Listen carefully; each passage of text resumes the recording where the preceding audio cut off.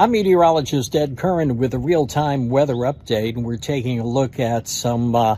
flurries in the air as we go through the day, but those flurries replaced by light snow that moves in to northern Illinois, northwest Indiana as we head a little bit later on into the afternoon and evening hours. There is a winter weather advisory that's been issued until 10 o'clock tonight for parts of the Chicago area, as we do expect some light snow to develop. This can lead to maybe an inch of snow up to the north, and maybe as you work your way a little farther to the south, 2 to 3 inches of snow, but it's in the area you're looking at here, so be prepared for that, as you could have some slippery driving conditions. Tonight we start to break up our clouds a little bit, and things look a little better in the Chicago area, setting us up for a nice day tomorrow. It stays on the cold side, however, we'll see more sunshine tomorrow than we did today, and temperatures that come in at a similar level in the middle teens or so.